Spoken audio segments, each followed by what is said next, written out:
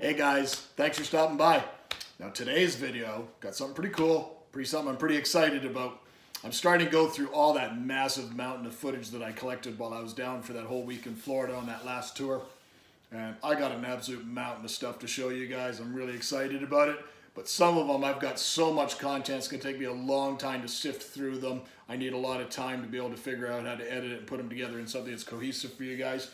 But the one that I'm going to show you today, I wanted to get this one out quick because I think this one's really, really cool. I got to sit down with the legend himself, Mr. Dan Sharifi, the man behind Cichlids of the Americas. And me and Dan sat down and we had a discussion. Now, anybody knows anything about his fish, he's got some of the absolute best stock anywhere in the world for Central American cichlids. And he has some different philosophies on how he maintains his fish and how he does everything in his facilities. And they work very well for him. And maybe us as aquarists should take maybe part of some of those things and start thinking about doing those things in our home aquariums themselves. Maybe we'll have the same success rate. But one thing that's absolutely critical is his feeding philosophies, his nutrition philosophies. And the proof is in the pudding, guys. His fish are absolutely outstanding. So hope you guys enjoy. This is Mr. Dan Sharifi and his nutrition philosophy.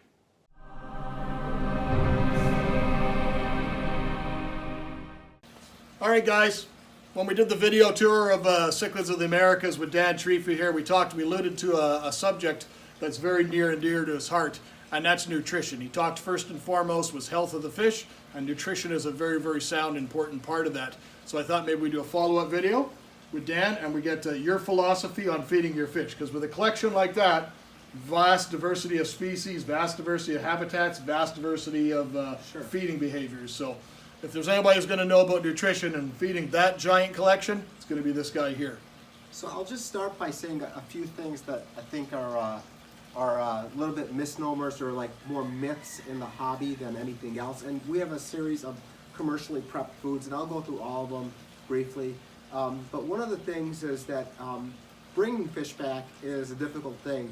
But what's more important, and what's even sometimes more difficult, is getting them to adapt in an environment that's not familiar to what they're accustomed to. And nutrition plays a really big important part in that. So one of the things that I see people talking about a lot is protein content. So the importance of protein content, as far as I can relate it to, is people want their fish to grow quickly, so they assume that if you have a high protein content, the fish is going to get what it needs nutritionally to achieve its maximum potential in the shortest period of time. Which sounds good, but if you really think about it, it's not truly what happens with fish. So let me just give you a perfect example. If somebody had asked you, hey, I need you to gain 25 pounds as quickly as you possibly could, would you gain that 25 pounds eating steaks and fish and chicken and lobster? Or would you gain that 25 pounds eating M&Ms and bread and junk food and Doritos and chips and all that? So if you look at those foods that count towards calories and add a lot of calories, they really don't have a ton of protein. What they have is a ton of fat and they have a ton of carbohydrates. So I think it's important to understand Junk nutrition. that yes, junk nutrition, but regardless of whether it's junk or whether it's good carbs, carbs are carbs. They add calories. Yes. So just keep that in mind. So I'm not advocating that we should feed fish junk, but I'm advocating that we need to look at a balanced diet as it relates to the requirements of that fish in that environment. Correct. So what I typically do is I do not look at protein content, because I think there's a minimum threshold that all manufacturers of food have in terms of protein. So for the sake of argument, even on koi food, it's really hard to find koi food, which koi don't require a lot of protein. Right. It's very, very difficult to find any commercially prepped food with a protein content below 15 or 20%. Correct. For sake of argument. So most of them that I've come across from range anywhere from 30 to 45, 46, 47, 48%, something of that sort. So what I typically end up doing is I take a look at the food, and for me the things that are most important are, is it balanced nutrition? That's the first thing. So I look at the first few ingredients just like everybody does, and then I take the ingredients one step further and try to see if they fit the environment where the fish came from. So Right. a few of the no-nos to keep in mind are fat content. So fat content is important, but the real question is how important is it as it relates to fish? So Where would they eat fats? So that's in any right. concentrated amount in the wild? That's Almost correct. never. So, a good telltale sign of fat in foods is look at the food itself. If the texture is really rich, if it smells, if it's dark, that typically means that it's saturated in fats. So Correct. then the second question becomes, what kind of fat is it saturated in? So, is it fish oil that it's saturated in? Is it something that the fish would find in its natural environment? Or is it some kind of artificial fat that's just designed to add weight to the food so that the cost of the food can go up? Because the more oil you add to food, the heavier it becomes. The heavier it becomes, since most food is sold by weight, they need to sell less of the actual product and more of the actual fat that's involved in the food. So that's one part of it. So I typically, across the board, across all species, what I'll do is I'm very mindful of the fat content. So the one thing is this, is I'll tell you, everybody wants their fish to be as healthy and grow as quickly as they possibly can. But keep this in mind, the fish will thrive to its potential. So if a fish is designed to grow at 1 inch a month, it's not going to grow 2 inches a month and be healthy. Yeah. If it's supposed to grow 1/2 inch a month, it's going to grow 1/2 inch a month and be healthy. And So- your facility, you're looking at fish not just for short term. You're, as a commercial fish breeder, you want your fish to be healthy, but to reproduce to their capacity for a long length of time instead of Sure. just breeding them once and moving on. Sure. So a lot of times we'll end up getting fish, and don't mind the helicopter here. A lot of times It's a raid. what we'll do is we'll look at the fish, and we'll be more conservative than not. And this is especially important for fish that are coming in wild caught, because you can't introduce them to something that's a complete shock to their system. So going back to the fat portion of it, I'll never, I should say not never, but I tend to stay away from foods that are high in fat. So if you look at their crude fat content, it'll typically tell you it's 5%, 6%, 8%, something of that sort. The lower that number is, typically the better it is. So what I'm trying to accomplish is I'm trying to achieve growth and health through healthy nutrition, and fat is not a really healthy It's nutrition. not needed. It's not needed for them. Yeah. It's not needed. And then second of all, you have to look at fish food as it relates to as it is to a business, not from a hobbyist standpoint.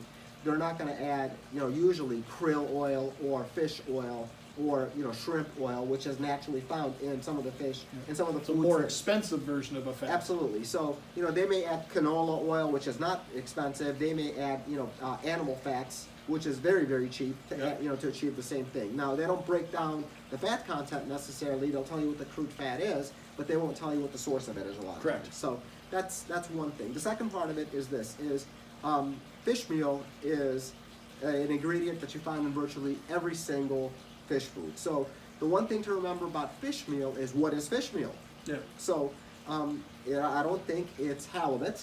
I don't think it's salmon. It's and- not the fillet. Yeah, and it's not the fillet. So it's portions of the fish that are typically not used. Yeah, like the rack, the skull, the fins, for- and the little tidbits that are for stuck human on it. consumption. And that's fine, but keep this in mind also, fish meal varies in grade. So if you're buying just pure Yeah. fish meal, you can buy fish meal that's like a couple of dollars a pound. You can buy fish meal that's $10 or $15 or $20 Yeah. a pound. So it's really important that you understand what kind of fish meal that's in there. And some of the higher end foods will describe exactly what kind of fish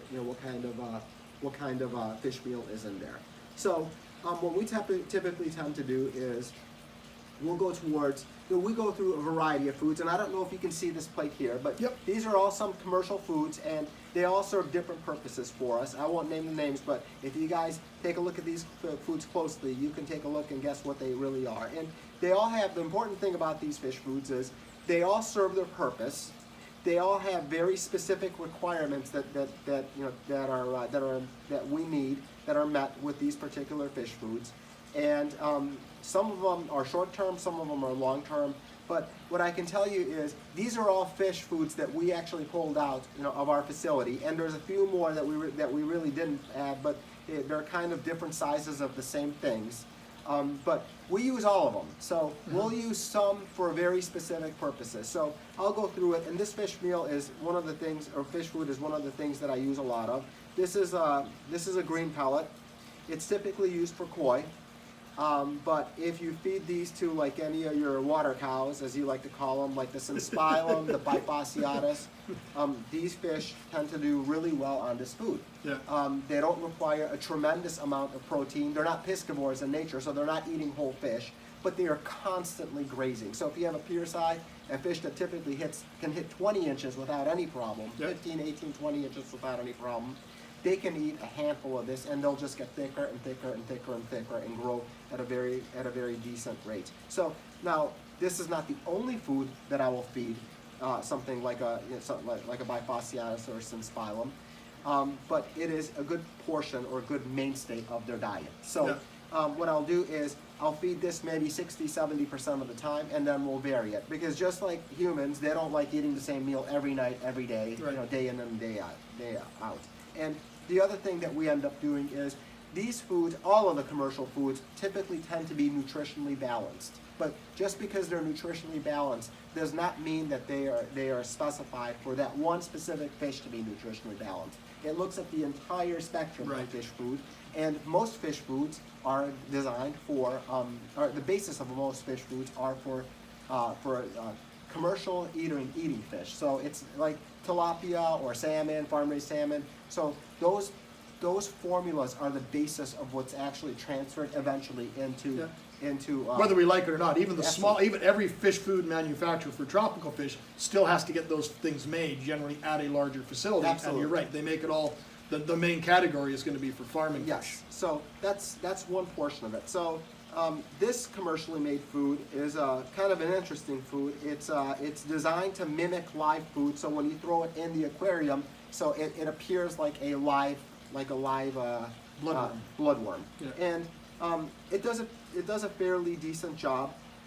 The only thing that I can tell you about it is in order to achieve that kind of objective, the food has to be really small, and it's probably designed more for a grazer with a pinched mouth. So if you're going to feed this to like Paraneutrophilus bulleri or Gibiceps or Nebuliferum or even some fish like tuba or asprasi, it's probably pretty good for a short period of time, but it doesn't serve a really great purpose over the long term, because you'd have to feed a lot of this food Yes. to a 10-inch fish or 11-inch That's fish. an extremely engineered food, so Yes. it's very expensive. So it's very, very specific to its purpose.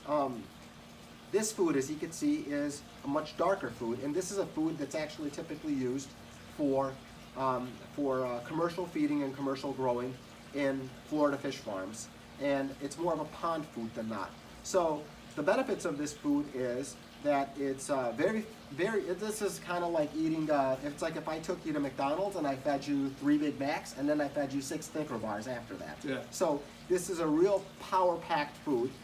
It's designed for growth. It's designed to get the maximum amount of size out of a fish. So you can get them to market quicker. Absolutely, but there comes a lot of caveats with this food. So as you can see, and I don't know if the camera is good enough, it's already attracting bugs. Yeah. So it's got a really, really strong odor. And one of the things about fish food is when you're feeding fish in a pond, you're not really feeding the fish, you're feeding the pond. So this food, what it'll do is it'll attract bugs, it'll attract insects, it'll attract all kinds of other organisms that the fish will feed on, along with this food. So what's really good at is in an environment where the fish can eat this food, they don't have to eat a lot of this food, and then they spend the rest of their day grazing in the pond, eating vegetation, eating bugs, eating anything else that they can. So That's the one we were talking about yesterday that has anise in it or something like that. It's got that real strong, attractant smell. yes, it does, and it's just a power-packed food. Now, would I recommend this in an aquarium? I would recommend tiny, tiny, tiny bits of this in an aquarium. If you put a bunch of this in an aquarium, it'll immediately kill your aquarium in terms of polluting it. So what'll happen is you'll see the grease floating on top of the tank. Yeah. It's a very oily food. Yeah, it's a very oily food, but it's like a nuclear bomb to get a fish started. So that's one thing. The other thing I'll tell you about this food that's very, very complicated is a lot of times you hear people talking about, oh, my fish bloated out, and it's a common theme. So bean-eye is a very, very Yes. common fish. That, All the Labradens complex, the same thing. Everybody says, oh, my fish bloated out. It's got bloat. So what a lot of hobbyists typically tend to focus on is the protein content was too high. So you've got too much protein, and that's really not what's happening. So what's really happening with the fish is bloat is really it's a common terminology that applies to a dozen different symptoms, under the sun that kind of, appear to be bloat. So, what ends up happening is sometimes a fish will bloat because of the fact that it's got cryptobia, so, or it's got spironuclea, or those are some of the common things that you see. But when you're talking about fish like, bean-eye or any of the Labradens bloating out, that's really not what happens 90% of the time. So what happens a good portion of the time is that the fish, and this is even worse for smaller fish, which is when most bean-eye or Labradens... Getting them past that 2.5, 3 inch size is Sure. kind of the mark for most. Sure. What happens is that the fish do not possess the necessary enzymes in their stomach to break down this food. So what happens is this food, this little tiny pellet, will sit in a fish's stomach.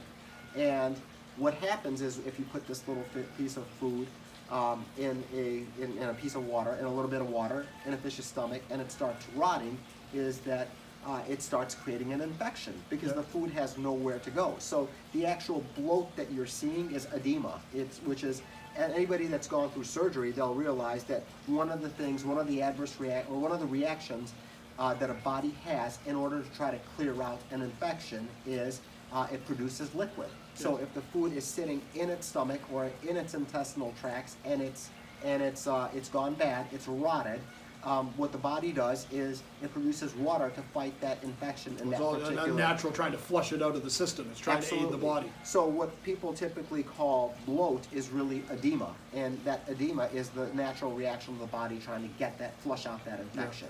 So on smaller fish, it's not usually successful. So I've seen people put in metronidazole, and they're trying to push metronidazole down there, what have you, but in the end of the day... They don't know what the actual cause is, so they're just throwing drugs at it for no reason. Absolutely. That's not a problem in Canada anymore. From what you told me, that is true. So what I would recommend is don't concentrate so much on the protein, concentrate more on the fat content. So lower fat means more likely for the fish to pass the food. And then the other thing I will tell you also is try to stick to what the fish would eat naturally. So if you have a high vegetation food, make sure you get a high vegetation food is probably a better thing for them to be able to eat than a high fatty food that's going to cause those issues. It's not necessarily the protein because, for example, if you look at a bean-eye, it looks like an aggressive fish.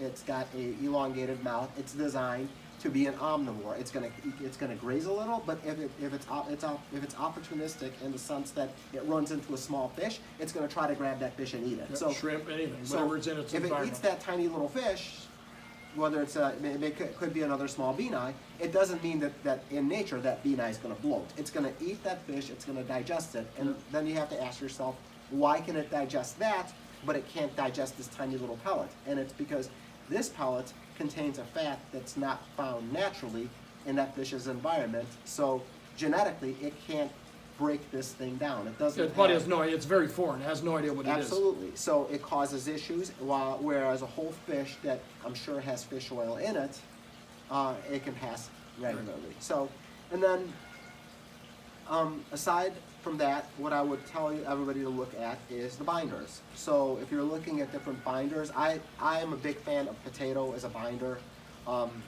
It's a vegetable. Is it a vegetable now, or they call it something else now? So I'm not sure. I like potato as a binder. I think rice is probably a decent binder, but make sure that it's not something.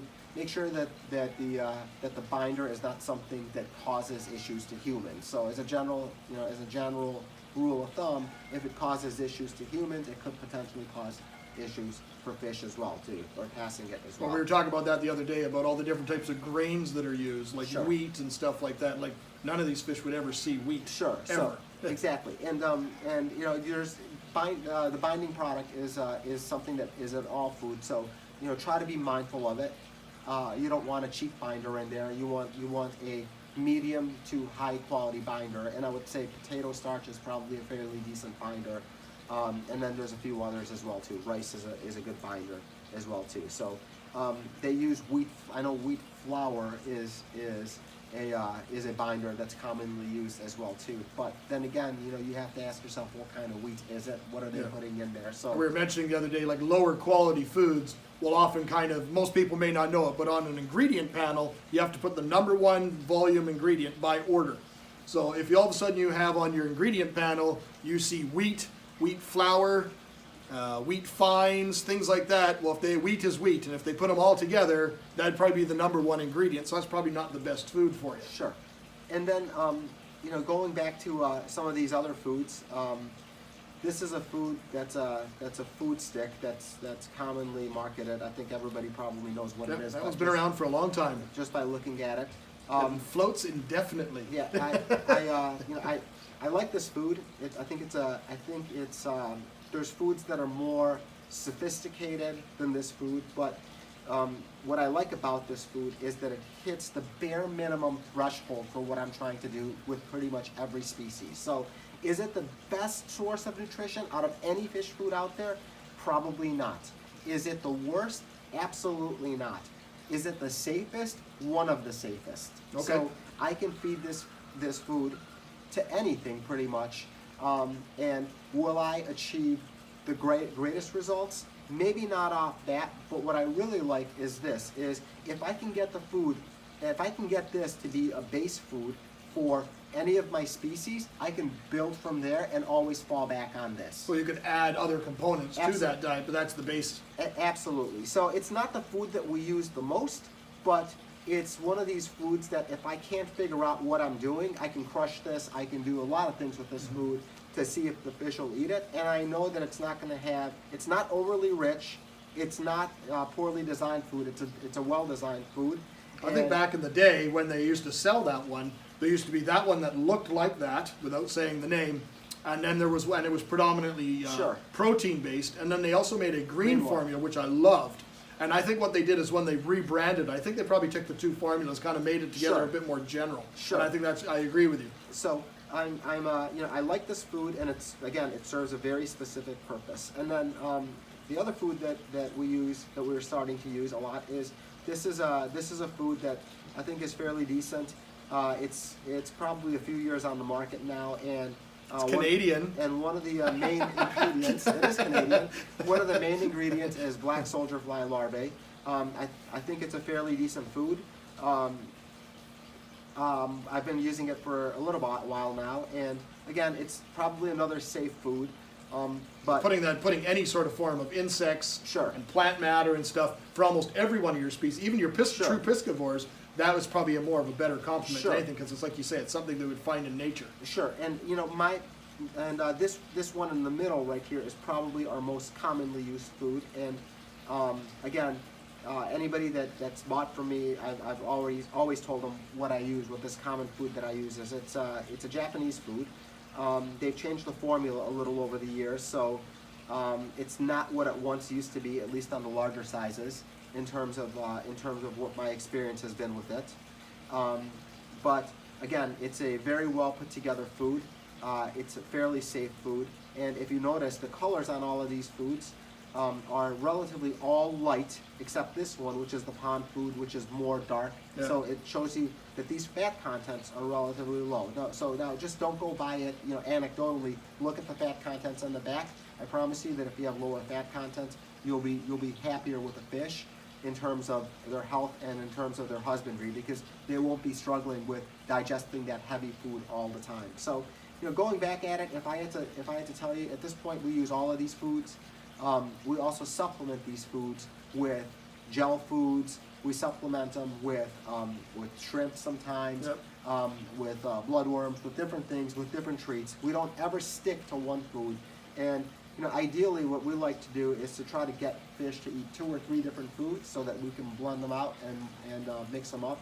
And they all provide different things. So, and they all have different things that are really good for fish, and they all have different things that are just fillers designed to add volume to the food itself. So I think what's most important to be noted here, this isn't Dan just coming up with these philosophies about keeping fish in a house. Dan has probably spent more time in the wild habitats, because almost all the species he has in his room, probably 95% of them, are all fish that you've collected or your collectors have collected in the wild, and 95% of your stock is all wild caught. So knowing those actual habitats and finding those fish and seeing what they're actually eating. Like you even went so far, you told me last time that when you were down in Panama last, you actually found a dead one of an asfraci, and you actually cut it open to see what the fish is eating. And that's integral. So when you look what was in that asfraci when you look at it, that fish had mostly mulm in it, it had dirt in it, and it had fruit and a few shrimp. Yeah. So what you're trying to do is you're trying to mimic Don't that. feed mud to your fish. Yeah. So I think one of these foods actually has that in it. It's called, I think, Montemolite clay or something. Yes. Yeah. It's got some. That's the reason it's that is because it's a natural digestive agent. Sure. And what happens is in the wild, the fish know where to go to digest the food or what to eat to digest the food. So in a tank, they may not have that readily available to their disposal. So it's important that you have feed that provides some of that balanced nutrition. But what I typically like is this new food is a lot of black soldier fly larvae, which is, I think it's exceptional in terms of a protein source. I'm a big fan of greens. So that gel food that you make, you guys, we were making it last night. Sure. You made you made an entire cookie sheet, and you cut it into these big blocks. So, when we were walking through the room, I was asking you, why is the asfraci tank? It's literally the only tank in the whole house that looks cloudy. It's not that it's cloudy, it's just that is their new arrivals. They're very, very strict in their dietary. And you were feeding them strictly this gel diet, and it makes a bit of a mess. Yeah, so what we do is, the fish don't mind it. They just, it's people mind it because it's very difficult to get a view from them. But for us, it's important to get them. You can stair step them into different foods, but if you don't stair step them into different foods, it's where you typically run into problems. So, for us, at some point, if I could just feed or provide a food that is like 90% vegetables, insects, and fish meal with very little filler, I think that's ideal. Yeah. So what's important in that is if you take those three ingredients, you can vary the percentages of them within the pellet to pretty much achieve what you're looking for riverine fish, for piscivores, for omnivores, and some of the others as well too. We're not there yet. Eventually, someday, maybe we'll start manufacturing your own food. We'll make our own food and test it out over here. Got to make tons at a time. See how it works. But I think for now, there's a lot of great commercial foods. They all serve a specific purpose. Just keep in mind what you're trying to accomplish, and just be patient with what the food you're giving them is.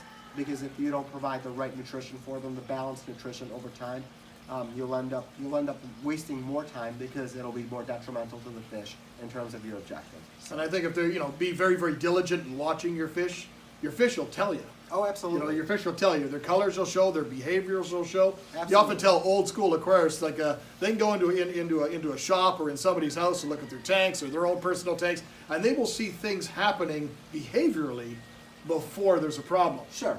And one of the things that I always say is, and it sounds kind of silly, but I always want my fish to be hungry. So if I feed the fish and I wait half an hour, if that fish is gotten a nice balanced pellet that suits its needs, it's right back up on the glass looking for food. Yep. If you feed it something heavy and it's eating it, it's sluggish and it's sitting on the bottom of the tank, kind of like what happens after we eat a large meal. Yep. So you don't ever want that large meal effect. You don't want Thanksgiving dinner every day. No, not at all. You don't ever want that. What you want to do is you're a lot better off. One of the liberties we have is we can feed 6, 7, 8, 10 times a day. Yeah. Tiny portions. Okay, so it's really what it is it's the equivalent of feeding a couple of times a day, larger portions. If you feed in the morning, you feed at night after you come home from work. But what we do is we'll feed tiny bits all throughout the day. But they're small portions. So at that portion level, I've achieved the entire feeding, but it's distributed throughout a day, so it mimics more of a grazing behavior or a hunting and finding behavior within the aquarium. But now with Central Americans, a lot of people just thought, they just eat cichlid food, cichlid sticks, anything that says cichlid on the label, that's good. But the African cichlid people, since Malawi, remember Malawi bloat in like the early 70s when those things came out, a lot of people know about African cichlids. And when you talk about things like a lot of your different pseudotropheus types or any of the labiotropheus types or even tropheus from Lake Tanganyika, these are all what everyone refers to as obligate herbivores. And they think, I should just feed it just vegetable, just vegetable. Well, that's not actually true, because in the wild they'd be grazing, and the bio-cover, like they call it off-walks, but the bio-cover would have diatoms and all sorts of little invertebrates and little shrimps and all that stuff. So there they would be getting a full balanced nutrition, and that's what we're talking about here today. Absolutely. So it's and it's interesting you brought up Malawi bloat. And one of the first books that I read, I think there was may have been like Bansh's Aquarium Atlas. And it's a small book, and there's a picture I think in that book of Malawi bloat where you can see the fish from above, and it's just like a it balloon. looks like a balloon. And what that is that's clearly edema. Yep. And it's there's a lot of confusion about why did the fish bloat out. What you're seeing is really edema in the fish's stomach. And like you said, it could be this, it could be this, it could be all sorts of other things, but you're not necessarily, most people are not dealing with a newly acquired wild caught fish that could have these things. They're the stressors and stuff. It's generally going to be this first. This is the first thing that we can do as an aquarist. Absolutely. This is I always say this is more important than water quality. This is more important than anything, because what you're putting into that fish's stomach is everything as it relates to their immune system, in terms of how much energy they have, how much activity they have, and all of their behaviors. So water quality is very important, but this goes hand in hand with it. You can have the best water quality in the world, but if you give it a really bad feed, or if you give it the wrong feed, more importantly, it can have disastrous results. You could also put a lot more extra waste products into the aquarium as well, which are undesirable. But really, that's my little segment on fish feed, and make sure that you feed the fish the right food, and you feed them in accordance to their needs and the right portions, and I think you won't have any problem going forward. You got it from the man himself, guys. Cichlids of the Americas. Check him out. The guy knows a lot. Now start reading your labels, pick up your jars in your fish room, check them out yourself, check out the fat content, see what you're doing, maybe learn a little bit about this and experiment on your own. Thanks, guys. Thank you. Thanks, buddy.